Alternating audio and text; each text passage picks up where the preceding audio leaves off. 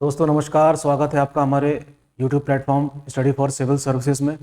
और कल जो हमने चर्चा की थी वो हाइड्रोस्फीयर की थी, तो उसी का तीसरा पार्ट हम डिस्कस करने जा रहे हैं। और आज के टॉपिक का नाम है ओशन करेंट्स, ठीक, यानी कि समुद्री जलधाराएं। तो देखिए ओशन करंट का क्या रोल है, और इससे पहले हम कुछ चीज़ें और डिस्कस करेंगे, ठीक। तब आके पहुँचेंगे हम किसमें, ओशन करंट में। पहली बात तो ये कि हमको ये पता होना चाहिए कि ओशन का जो वाटर है उसमें कई प्रकार के मूवमेंट होते हैं, अर्थात उसमें गति होती है। तो एक बात तो पक्की है कि समुद्र का जल शांत नहीं रहता, उसमें कुछ ना कुछ उथल पुथल जारी है। तीन प्रकार के मूवमेंट के बारे में हमें जानकारी मिलती है। एक तो मिलती है हमको वेव्स एंड टाइड्स के रूप में, जिसको हम कहते हैं ज्वार और भाटा। क्या कहते हैं इसको, ज्वार और भाटा। नंबर दो, दूसरी मिलती है हमको रिपल्स या तरंगों के रूप में, ठीक है।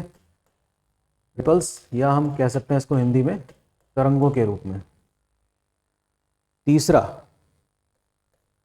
तीसरा मूवमेंट है खुद ओशियन करंट, अर्थात समुद्री जलधारा। जान लेना जरूरी है कि इन तीन मूवमेंट में फ़र्क क्या है। वेव्स एंड टाइड्स का तात्पर्य किस चीज़ से है, समुद्र के पानी के ऊपर उठने और बैठने से, जो ग्रेविटेशनल फोर्स की वजह से क्रिएट होता है चंद्रमा, सन और पृथ्वी के बीच में।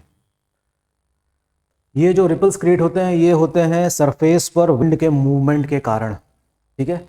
इस तरीके से जो लहरें बनती हैं। तीसरा है ओशन करंट, इसी पे हमारी चर्चा रहेगी आज। तो फिलहाल इस पे एक नज़र देख लेते हैं कि ये क्या चीज़ है, वेव्स एंड टाइड्स।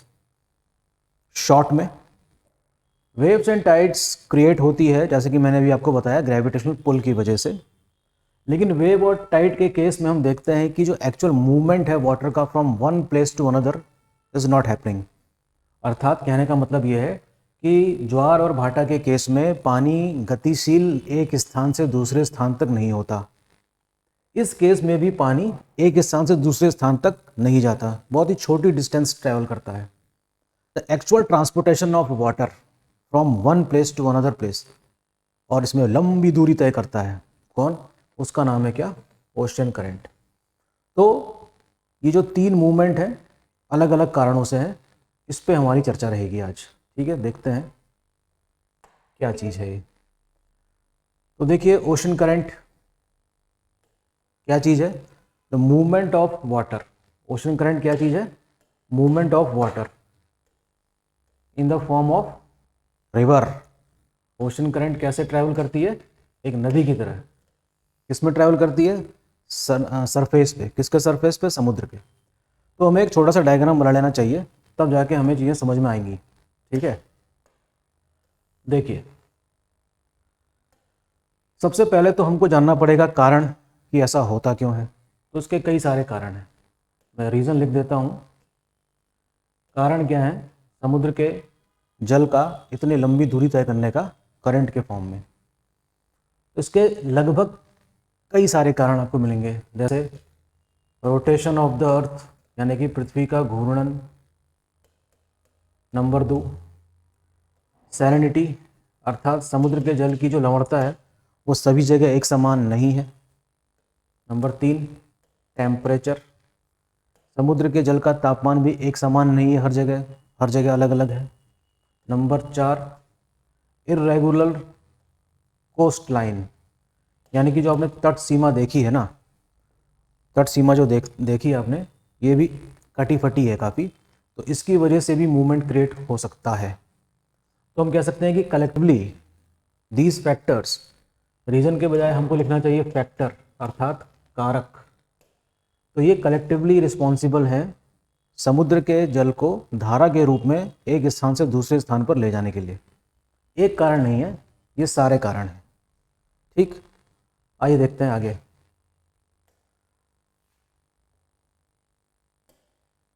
आगे देखते हैं इसमें, एक डायग्राम बनाते हैं। ये तो हो गई अर्थ, ये हो गया इक्वेटर और ये हो गए पोलर रीजन। ठीक, यहाँ पर टेम्परेचर ज़्यादा है, टेम्परेचर अगर ज़्यादा होगा तो सैलिनिटी क्या होगी, कम होगी। ठीक, क्योंकि वो लगातार क्या है, उसको डाइल्यूट करेगी। ठीक, तो हम कह सकते हैं कि दो प्रकार की धाराओं का उल्लेख है। एक तो है वार्म अर्थात गर्म जलधारा और दूसरी है कोल्ड अर्थात शीत जलधारा। पानी का मूवमेंट हम मान लेते हैं कि चलिए यहाँ से स्टार्ट होता है और इस तरफ जाता है और इस तरीके से इस तरफ आता है, मान लेते हैं। तो ये जो दोनों जलधाराएं हैं, ये किस प्रकार की जलधाराएं होंगी, वार्म ओशन करंट होंगी। इसी प्रकार से सर्कुलेशन लगातार चलता रहता है और वहाँ से होते हुए ऐसे भी आ सकती है, तो वो कौन सी होगी, कोल्ड, क्योंकि वो पोलर रीजन से आ रही है। ठीक, तो इस प्रकार से हम कह सकते हैं कि दो जलधाराएं होगी। तो ऐसे स्थान भी होते होंगे जहाँ पर दो गर्म जलधारा और ठंडी जलधारा मिलती होगी, बिल्कुल है, बिल्कुल है, और कुछ ना कुछ क्रिएट करेगी वो। ठीक, और उसका इम्पैक्ट हमको देखने को मिलता है। ठीक है ना, तो हम देख सकते हैं कि जलधारा किस प्रकार से अपना काम करती है। ठीक, तो मान लीजिए 3 ओशन है हमारे पास बड़े बड़े, पैसिफिक, अटलांटिक और इंडियन ओशन यानी कि हिंद महासागर। इन तीनों में जलधाराएं बहती हैं और सबके अलग अलग नाम हैं। एग्जाम में यहाँ से क्वेश्चन आ जाता है कि निम्नलिखित में से कौन सी जलधारा पैसिफिक ओशन की है। यूपी पीसीएस में, उत्तराखंड पीसीएस में, यूपीएससी में थोड़ा अलग तरीके से आते हैं क्वेश्चन, काफ़ी शानदार क्वेश्चन होते हैं। इस तरीके से अटलांटिक, इसी तरीके से इंडियन ओशन में भी अलग अलग नामों से जलधाराएं बहती हैं और तीनों महासागरों में ठंडी और गर्म जलधाराएं बहती रहती हैं। और इनका इम्पैक्ट ये है कि विश्व की क्लाइमेटिक कंडीशन को मॉडिफाई करने में बहुत ही अहम रोल प्ले करती हैं। ठीक है, तो इसके लिए हमारे पास एक डायग्राम होना चाहिए, मैं उसको दिखाऊंगा अभी आपको, पहले इसी के थ्रू समझने की कोशिश कीजिए। ठीक, तो नंबर ऑफ करंट्स बहुत है, तो पैसिफिक हो या अटलांटिक हो, तो एक बात तो पक्की है दोनों ही केस में कि पैसिफिक और अटलांटिक ओशन का जो विस्तार है वो दोनों ही गोलार्धों में हुआ है और दोनों ही गोलार्धों से गुजरती है क्या, इक्वेटर 0 डिग्री पर। तो इन दोनों जलधाराओं में एक जलधारा कॉमन है और उसका नाम है नॉर्थ साउथ इक्वेटोरियल करंट, और इसका नेचर कैसा होगा, वार्म अर्थात गर्म होगा। ठीक, एक आध नाम लिख दे रहा हूँ मैं आपको आपके सामने, जैसे कि पैसिफिक ओशन में कई सारी जलधाराएं बहती हैं, जैसे कि आपने नाम सुना होगा एल नीनो, लेकिन ये एक स्पेशल करंट है जो हर साल नहीं आती है। ठीक, और भारत के मानसून को काफ़ी प्रभावित करती है, ये सब बातें आपने पढ़ी होंगी। पेरू करंट पैसिफिक ओशन की करंट है। नंबर 3 ओवोशिवो करके है एक, जापान के पास बहती है, ये है। और इसी प्रकार से अलास्का करंट है, ठंडी जलधारा। ये कई सारी जलधाराएं हैं जो पैसिफिक ओशन की जलधाराएं हैं। ठीक है, और ये सारी ओशन करंट्स कॉन्टिनेंट के कोस्ट रीजन से बहुत दूर नहीं होती हैं, उसी के थ्रू बहती हैं। तो जाहिर सी बात है कि जिस तट के सामने या जिस तट के किनारे ठंडी जलधारा बहेगी, उस समुद्र का जो तट होगा काफ़ी सूखा होगा। और हम समझ सकते हैं कि क्यों कॉन्टिनेंट के वेस्टर्न पार्ट में इतने सारे डेजर्ट्स का डेवलपमेंट हुआ है। इसका सबसे बड़ा उदाहरण है आटाकामा डेजर्ट जो सदर्न अमेरिका में है, मैं अभी आपको मैप के जरिए दिखाऊंगा। इसी तरीके से वेस्ट ऑस्ट्रेलियन जो डेजर्ट है वो भी कॉन्टिनेंट के वेस्ट पार्ट में है।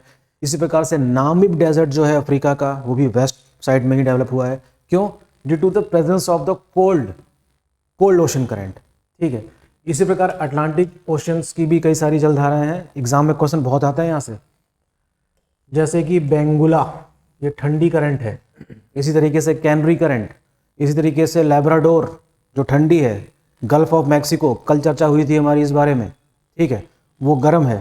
तो ये भी क्या करती हैं, पूरे वर्ल्ड में घूमती रहती हैं, एक चक्कर बनाती हैं और वर्ल्ड की जलवायु को प्रभावित करती हैं। मैंने कल बताया था आपको कि कैसे गल्फ स्ट्रीम गर्म जलधारा है और देर तक इसका पानी गर्म रहता होगा और वेस्टर्न यूरोपियन कोस्ट में जब पहुंचता होगा कि वहाँ की क्लाइमेटिक कंडीशंस को मॉडिफाई भी करता होगा। तो इस प्रकार से हम समझ सकते हैं कि ये कितना इंपॉर्टेंट रोल प्ले करती हैं वर्ल्ड की क्लाइमेट को मॉडिफाई करने में।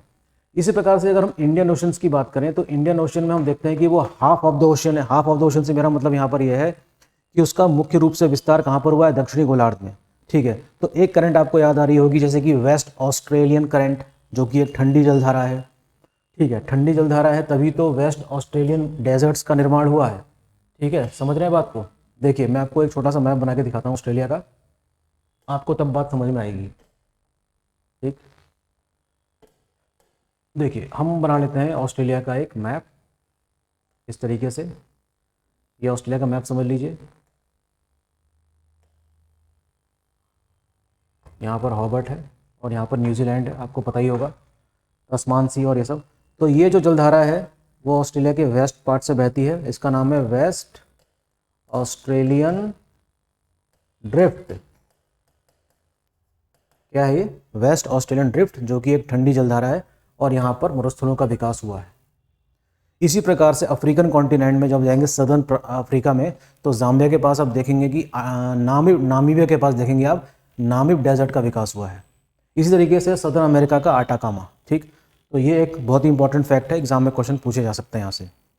दूसरी बात, अभी मैंने आपसे कहा था कि क्या दो ठंडी जलधाराएं और गर्म जलधारा आपस में मिल सकती है? बिल्कुल मिल सकती है। ठीक, नॉर्थ अमेरिका में लैब्राडोर और गल्फ स्ट्रीम आपस में मिलती हैं कुछ समय के लिए। ठीक है, एक मिनट, कुछ समय के लिए क्या है, अटलांटिक वाले पार्ट में हम देखते हैं कि गल्फ स्ट्रीम और लैब्राडोर करंट आपस में मिलती हैं। ठीक, तो आपने नाम सुना होगा एक आइलैंड का जो लैब्राडोर सी के पास है, और ये कनाडा का आइलैंड है न्यू फाउंडलैंड। ठीक, तो जब ये दो जलधाराएं मिलती हैं अलग अलग प्रवृत्ति की, तो ये समझ लीजिए कि सी के सरफेस में, यानी कि ओशन के सरफेस में कई प्रकार की वीड्स डेवलप होती हैं। समुद्री भोजन समझिए। तो इस वीड को, इस खरपतवार को खाने के लिए दूर दूर से समुद्री जीव आते हैं, और ये स्थान एक क्या बन जाता है, एक फिशिंग ग्राउंड बन जाता है। क्या बन जाता है? Fishing ground. तो ऐसे कई सारी संभावनाएं होंगी हमारे विश्व में जहाँ पर दो जलधाराएं आपस में मिल रही हो और जहाँ पर बहुत बड़ी मात्रा में मछली पकड़ने का कार्यक्रम चलता है। तो न्यू फाउंडलैंड का नाम सुना होगा आपने, कनाडा के ईस्ट पार्ट में देखिएगा अपने मैप में आपको दिखाई देगा न्यू फाउंडलैंड। ठीक, इसी तरीके से आप देख सकते हैं जापान के पास भी एक बैंक है, डॉगर बैंक कह सकते हैं शायद।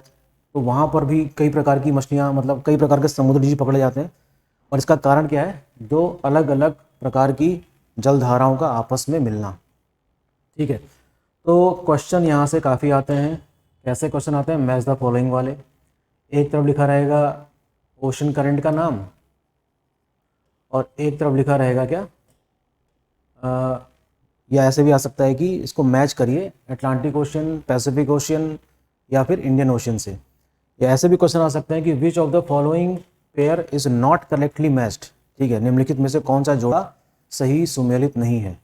ठीक, तो ओशन करंट वाला जो पार्ट है ये जान लीजिए कि बहुत ही इंपॉर्टेंट है। यूपीपीसीएस में हर साल लगभग विंड से, ओशन करंट से क्वेश्चन आते रहे हैं। ठीक है ना। इसमें एक विशेष करंट है जिसका नाम है एल नीनो। इसके बारे में तो खैर एक स्पेशल क्लास लगानी पड़ेगी कि ये क्यों डेवलप होती है, किस प्रकार से इम्पैक्ट करती है, कैसे मॉनसून फेल होता है, क्यों 4 साल में एक बार आती है, क्या वाकई में इसके कारणों के बारे में सभी जगह लिखा जा चुका है अंतिम रूप से, या अभी भी रिसर्च इसमें जारी है।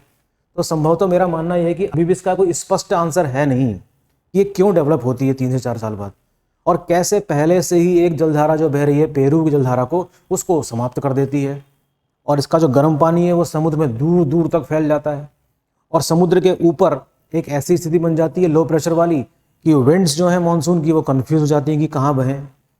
तो हम कह सकते हैं कि हो सकता है कि ये एक ऐसा इम्पैक्ट है जो इंडियन मानसून को काफ़ी हद तक क्या करता है, प्रभावित करता है।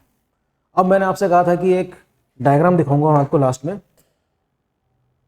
ये रहा। एक मिनट, हाँ आपको डायग्राम दिखाते हैं। ये देखिए, ये रहा डायग्राम, और इसमें ये इस प्रकार का डायग्राम आपको आपकी एटलस में भी देखने को मिलेगा। नॉर्थ अमेरिका, साउथ अमेरिका दिखाई दे रहा है आपको। नॉर्थ पैसिफिक ड्रिफ्ट जो नीले रंग से दिखाई गई हैं वो कोल्ड करंट हैं, और जो लाल रंग से दिखाई गई हैं वो वार्म करंट है। एक तरीके से आप देख सकते हैं कि सर्कुलेशन हो रहा है लगातार, ठीक है। और एक पैटर्न और समझ में आ रहा है हमको, वो ये कि नॉर्दर्न हेमिस्फेयर में आप देख सकते हैं, नॉर्दर्न हेमिस्फेयर में मैं एक लाइन खींच देता हूँ बीच में इक्वेटर की। नॉर्दर्न हेमिस्फेयर में देखिए आपको ये पैटर्न दिख रहा होगा कि ये क्लॉकवाइज घूम रही है, यहाँ भी और यहाँ भी। सदर्न हेमिस्फेयर में कैसे घूम रही है? Anti clockwise. इसमें एल नीनो नहीं दिखाई गई है क्योंकि वो परमानेंट नहीं है, वो 3 से 4 साल में डेवलप होती है, इसलिए पेरू भी कह सकते हैं कैसी जलधारा है, कोल्ड है, ठीक है। तो ये देखिए सर्कुलेशन चल रहा है इसका, ठीक। कैनरी करंट आई, बेंगुला ठंडी है, ये मोजम्बिक करंट है, ये वेस्ट ऑस्ट्रेलियन ड्रिफ्ट है जिसमें नहीं दिखाई गई है, ठीक है ना। तो देखते रहिए, तो बीच में नहीं चल रही है, देखिए ये चल रही है कहाँ पर? कोस्टल रीजन में। कोस्टल रीजन में चल रही है तभी तो प्रभावित कर रही है किसको? कॉन्टिनेंट के क्लाइमेटिक कंडीशंस को, ठीक। बहुत ही इंपॉर्टेंट टॉपिक है, इससे रिलेटेड कई सारी थ्योरीज हैं और कई सारे और फिनोमिनाज हैं। अगर डिटेल में पढ़ेंगे हम इसको तो और भी कई सारे कॉन्सेप्ट क्लियर कर सकते हैं। क्यों कर सकते हैं? क्योंकि वाटर और एटमॉस्फेयर के बीच में भी क्या है, एक रिलेशन है जिसका मैं नाम लिख देता हूँ, ENSO, ठीक है, एल नीनो सदर्न ऑसिलेशन। अर्थात समुद्र के साथ साथ जो दोलन हो रहा है करंट का, वो एटमॉस्फेयर और पानी के बीच में जो रिलेशन क्रिएट है टेम्परेचर और प्रेशर की वजह से, उसकी वजह से क्रिएट होता है। तो इसको भी समझना काफ़ी ज़रूरी है, यूपीएससी पॉइंट ऑफ व्यू से काफ़ी इंपॉर्टेंट हो जाता है, ठीक है। तो होपफुली आज के लेक्चर में आपको ओशन करंट के संबंध में कुछ चीज़ें समझ में आई होंगी।